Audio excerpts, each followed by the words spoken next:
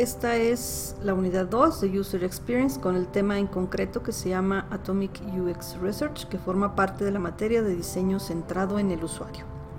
En esta ocasión, en este tema, vamos a hablar sobre un encuadre metodológico que es de relativa nueva creación,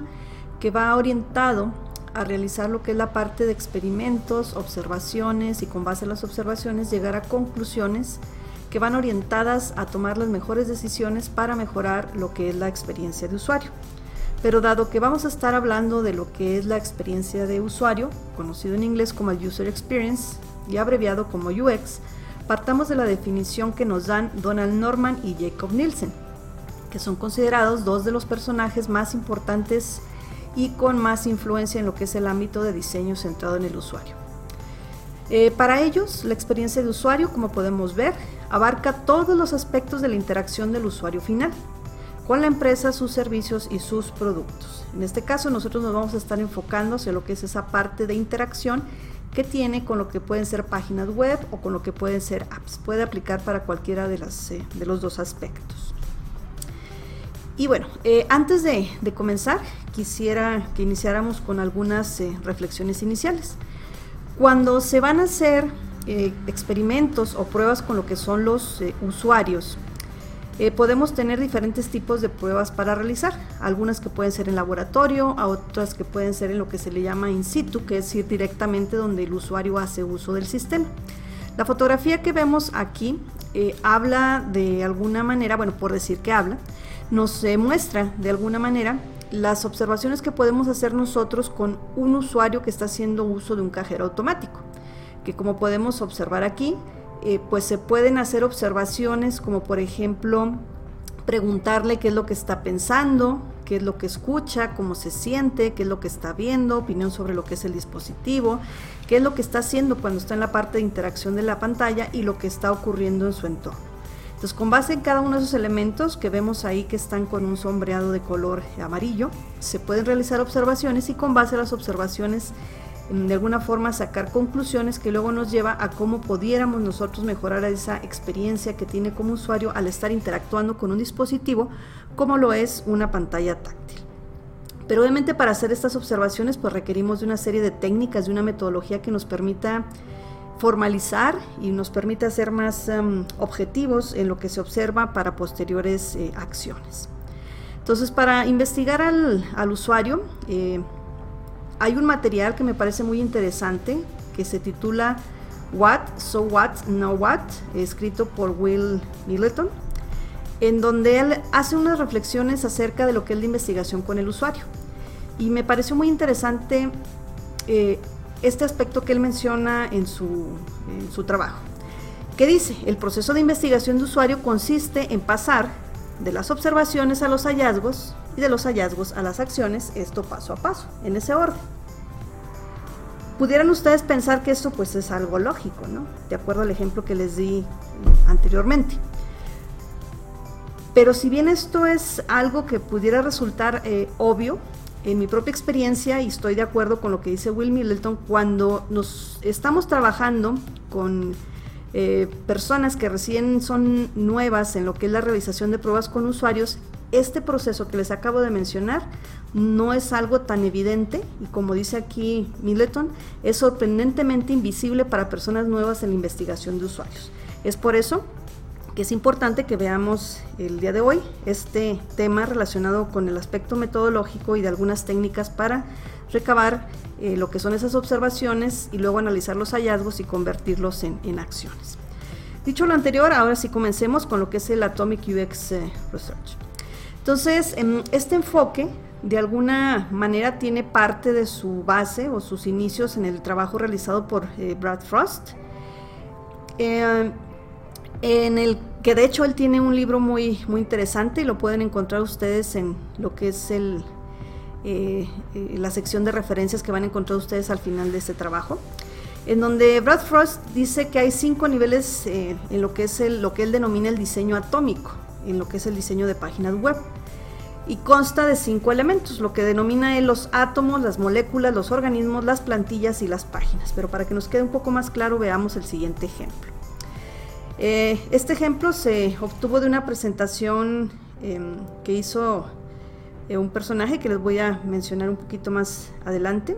que su cuenta de Twitter es Dan Pidi, que es Daniel Pidcock, su nombre completo.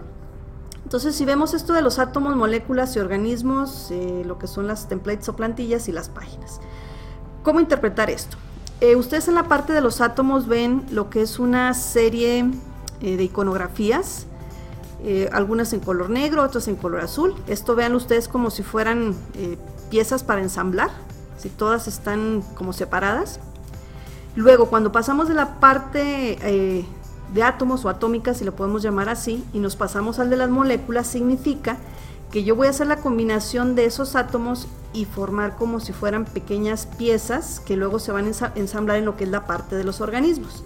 De tal forma que una molécula, por ejemplo, es lo que ven ustedes ahí en la parte superior, que hizo la combinación de una flecha apuntando hacia el lado izquierdo, que lo tenemos como un átomo. Tenemos una etiqueta que dice foto, que también la tenemos como un átomo, y tiene lo que es la flecha de recarga. Entonces, cuando yo uno esos tres átomos, me forma una molécula, que en este caso es una pequeña barra de navegación que me permite ir hacia la izquierda o bien hacer la recarga de la página, y así con los ejemplos que vienen abajo. Cuando estamos hablando de la parte de los organismos, significa que lo que yo creé como moléculas a partir de los átomos, pues ahora tengo como pequeños subsistemas o organismos, como ahí dice, que posteriormente van a pasar a ser ensamblados para que se conviertan en una plantilla. Y una vez que tenemos la plantilla, pues es la que nos va a servir de base para lo que son las páginas. ¿Sí? Entonces, más o menos eso es cómo funciona lo que es el diseño atómico. Bueno, entonces con base en este principio, Daniel Pidcock hace el desarrollo de una metodología que se llama Atomic UX Research, que si ustedes quieren ver un poquito más sobre qué trata y explicado directamente por él como creador de este concepto, les recomiendo este video que tiene más o menos una duración de 20 minutos. Entonces, Daniel Pidcock, aunque no lo menciona directamente en su conferencia, pero sí en algunos de los documentos que él ha posteado en algunos blogs, dice que además de que se está basando en lo que es el diseño atómico, se dio cuenta que parte de lo que él estaba haciendo se deriva de un concepto que se le llama como el DIKW,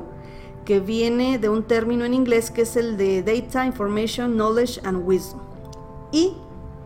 que se dio cuenta de que este concepto del DIKW pues es algo que viene desde hace 60 años, pero veámoslo con un poquito más de detalle a continuación. Entonces, esta pirámide, como pueden ver, en la base tiene lo que son los datos, que pues dice que en este caso es una colección de hechos o de lo que obtenemos nosotros directamente de las observaciones. Y una vez que tenemos nosotros los datos los convertimos en información, ¿sí? En donde ya de alguna forma esos datos lo podemos nosotros medir, visualizar, analizar, nos podemos hacer preguntas como el quién, qué, cuándo, dónde, y a partir de esa información lo podemos convertir en piezas de conocimiento y aplicar esa información y ver cómo está conectado los datos, la información entre sí. Y posteriormente ese conocimiento se convierte en sabiduría, que es en este caso aplicar ese conocimiento y ponerlo en acción. Entonces, cuando esto lo aplicamos a lo que es diseño centrado en el usuario, concretamente la observación de experiencia de usuario, pues nosotros partimos de lo que se observa, volviendo al caso del cajero automático, esas etiquetas que ustedes vieron en color amarillo. Esa es una colección de datos que luego, si los ponemos de manera conjunta, nos puede dar una respuesta. Por ejemplo, el who, que puede ser información o características sobre el usuario, el what, qué es lo que está haciendo, when, cuándo lo está haciendo, where, dónde lo está haciendo, y con base en esa combinación de información, pues nosotros podemos obtener un cierto conocimiento, como por ejemplo de cómo es el comportamiento de un usuario de cajero automático en un supermercado, y con base a los hallazgos pues hacer las adaptaciones, ya sea en la interfaz misma o lo que requiere el usuario para una mejor interacción. Entonces, a partir de estos dos principios, Dan Pidcock realiza su propuesta metodológica del Atomic UX Research, en donde él dice que básicamente son 4 etapas, la del experimento, la de los hechos, la de lo que denomina los insights y lo que son las conclusiones. Como pueden ver aquí, a un lado de los elementos que les acabo de mencionar, vienen frases que pueden ayudar a completar cada una de estos elementos. en donde los experimentos es como decir, nosotros hicimos esto, y luego en los facts es qué es lo que encontramos, en los insights, que es algo que debe ser así como único y revelador, o sea, qué fue lo que encontramos, y con base en eso, pues en las conclusiones son las acciones que se tendrían que emprender. Entonces aquí es donde viene lo interesante de lo que es la propuesta metodológica. Como pueden ver, y con base en los 4 elementos que vimos anteriormente, en los experimentos, que es lo que ustedes ven del lado izquierdo, que es así como los datos fuente,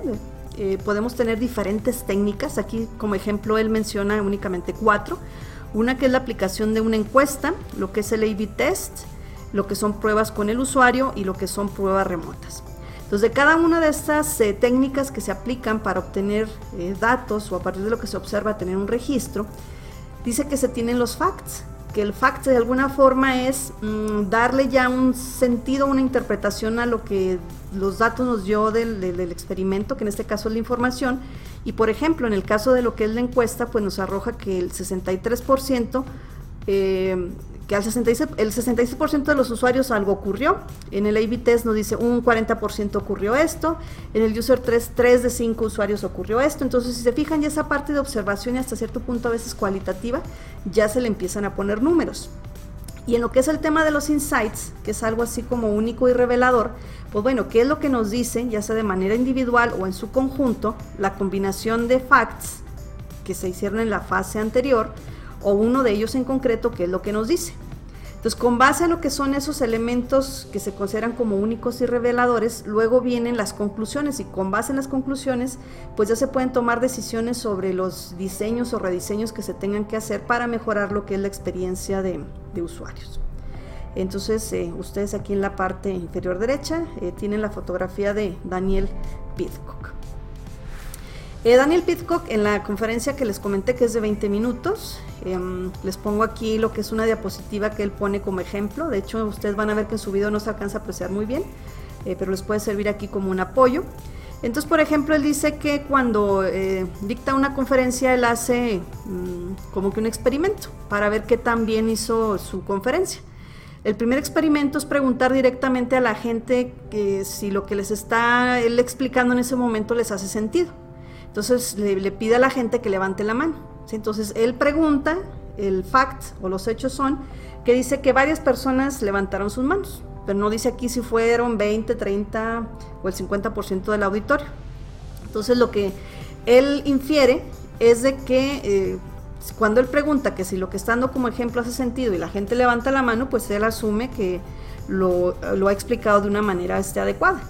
¿Sí? Entonces él pudiera tener ahí como conclusión de que pues él es un gran conferencista, pero no debe de quedarse únicamente con ese dato del momento, sino que posteriormente él hace lo que es una encuesta preguntándole a la audiencia que él tuvo ahí, y como podemos ver aquí ya en los facts, empieza a obtener números y empieza a obtener lo que se llama en inglés los quotes, o lo que la gente dijo aplicando lo que fue su encuesta. Entonces, por ejemplo, dice que cuando él envió la encuesta, pues le contestaron 5 de 10 personas. De esas personas le dijeron, por ejemplo, que no habían entendido muy bien, incluso de por qué levantaron las manos. Y luego, pues el insight que él tiene es de que pues cuando él preguntó directamente si lo que estaba explicando tenía sentido, pues él considera que pues la gente levantó la mano como por ser amables, pero pues en consecuencia no necesariamente eso significa que lo que él había visto inicialmente, donde dice I'm awesome, representa lo que realmente la audiencia sentía en ese momento. Entonces él, haciendo la combinación de los facts, de lo que son los insights, pues él se da cuenta que al final, si bien la gente levantó la mano, pero luego ya cuando le dijeron con lo de la encuesta, pues él lo que concluye es que debe de encontrar ejemplos mejores para que la audiencia pueda